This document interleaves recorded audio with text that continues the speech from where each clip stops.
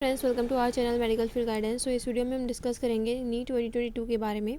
तो यहाँ हम बीएससी नर्सिंग के बारे में ही बात करेंगे ऑब्वियसली, कि आप इतना स्कोर कर ले मिनिमम कि आपका बीएससी नर्सिंग में गवर्नमेंट में एडमिशन हो जाए इजीली।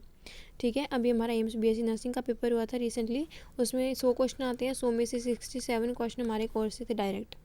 तो ये बहुत बड़ी बात है। अगर बच्चों ने क्वेश्चन सॉल्व करे होंगे, तो ओबियसली हर एक बच्चा यूज़ नहीं करता है कंटेंट जो प्रोवाइड किया जाता है, बट अगर किया होगा तो इतना तो आराम से आप करके आए होंगे कि भाई आपका कोई ना कोई एम आराम से अचीव हो सकता है। ठीक है, अच्छा, अभी हम कैसे प्रोसीड करेंगे। जैसे अभी 18 जून को हमारा एग्ज़ाम हुआ था, तो अभी हमारा जो नेक्स्ट एग्ज़ाम है जिसको हमें टारगेट करना है वो है हमारा नीट 2022।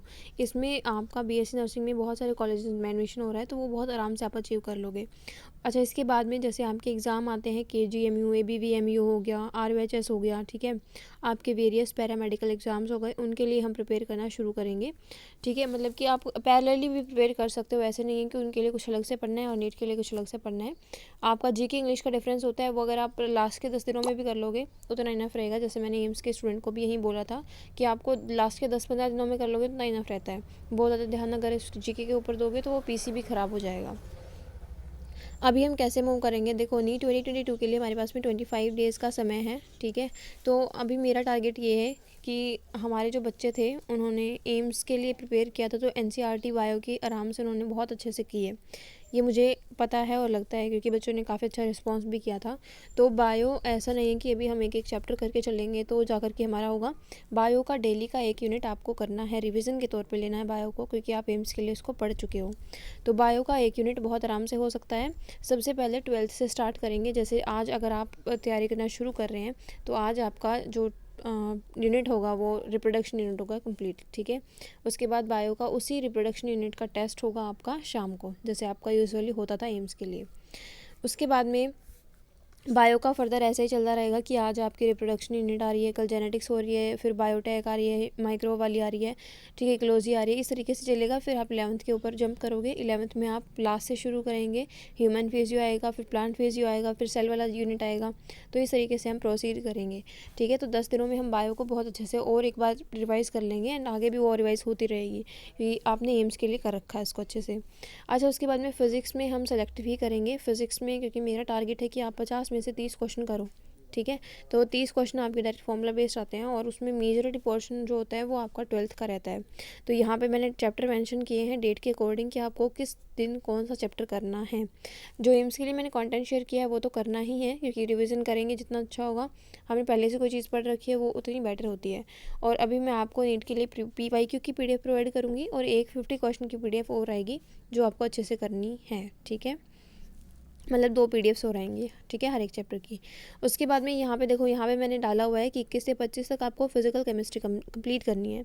अभी ये चीज़ आप लोगों में इतनी हैबिट बन जानी चाहिए कि भाई मैंने आपका एम्स का तैयारी करवाई है, तो इतना आप अच्छे से कर लोगे कि फ़िज़िकल केमिस्ट्री जो है रोज़ का, जैसे मतलब 12 चैप्टर है तो रोज़ के 2 या 3 चैप्टर भी करोगे आप, तो आराम से वो चीज़ हो जाएगी।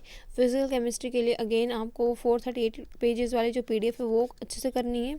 उसके बाद जो भी चीज़ें मैंने अब तक एम्स के लिए प्रोवाइड की हैं वही सेम करना है, और साथ में मैं PYQ और एक 50 क्वेश्चन सीरीज़ और प्रोवाइड करूँगी। ये आपका हर एक सब्जेक्ट के केस में रहेगा। ठीक है, उसके बाद आपका 26 से 30 तक हम इनऑर्गेनिक करेंगे। फिजिकल में नोट्स आपको नहीं मिलेंगे।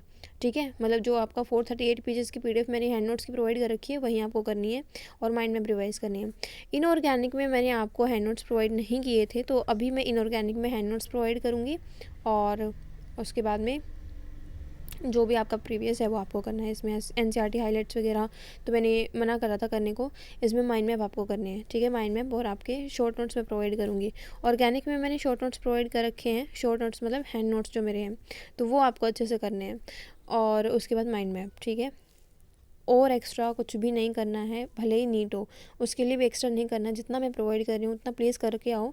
अगर तुम इतना भी कर लोगे ना, तो तुम देखो जैसे एम्स वाले बच्चे हैं, अभी जिन बच्चों को मैंने बोला था कि भाई जो चीज़ मैं प्रोवाइड कर रही हूँ उतना करो, और जितनी बार मैं बोल रही हूँ उतना करो, अभी वो बच्चे इतने सेटिस्फाई हैं कि आके उन्होंने मुझे खुद बोला है कि हमारे इतने क्वेश्चन सही हुए हैं, इतना ये हुआ। तो देखो, इतना ही कॉन्फिडेंस आपको नीट के लिए भी लाना है। ठीक है, कि मतलब एडमिशन आपका डेफिनेटली हो जाए। तो ये सारी चीज़ें हम इस तरीके से चलेंगे। डेली आपका टेस्ट होगा, जैसे यहाँ पे मेंशन किया है कि मैंने 21 को इलेक्ट्रोस्टेट है तो आज उसका ही टेस्ट होगा, और 12th की यूनिट का फर्स्ट का टेस्ट है तो आज उसका टेस्ट होगा। जैसे नीट के लिए आपकी जो नेगेटिव मार्किंग होती है वहीं आपका मार्किंग पैटर्न रहेगा आपका। एक क्वेश्चन करेक्ट के लिए 4 मार्क मिलेंगे, इनकरेक्ट के लिए -1, ठीक है। और कोई भी आपका डाउट एंड क्वेरी है तो आप मुझसे पूछ सकते हैं। एंड हम देखो प्रोसीड कर रहे हैं। मुझे लगता है कि भाई बायो आपकी बहुत अच्छे से हो गई है। बच्चों ने 30 में से 29 बल्कि बहुत सारे बच्चे अटैम्प्ट तो सारे ही करके आए हैं, ओब्वियसली एक क्वेश्चन वो नहीं छोड़ेंगे अगर कोई कन्फ्यूज़न भी है तो। बट हाँ, मिनिमम इतने क्वेश्चन तो ऑलमोस्ट बच्चों ने अटैम्प्ट किए हैं। बायो बहुत आसान लगा था, जीके बहुत आसान था, ठीक है। केमिस्ट्री भी आसान था, बट फिज़िक्स में थोड़ा सा कह सकते हैं कि डाउट था बच्चों को, बट वो चीज़ हम यहाँ कवर अप करेंगे, ठीक है। तो यहाँ पे मैं अभी जैसे आज का जो PDF का काम है वो आपको शाम के 5 या 6 बजे तक प्रोवाइड कर दूँगी। रात को पूरा 1 या 2 बजे तक उसको पढ़ करके सोना है, कंप्लीट करना है, क्योंकि एक ही PDF आपको करनी है, राइट, ज़्यादा नहीं करना है। और अब तब तक क्या करोगे, तब तक जो मैंने कंटेंट शेयर कर रखा है उसी को रिवाइज़ करो। रिविज़न बहुत ज़रूरी है नई नई चीज़ों को पकड़ने के कंपेयर में, ठीक है। पुरानी चीज़ों को पढ़ो, बार बार पढ़ो, ठीक है।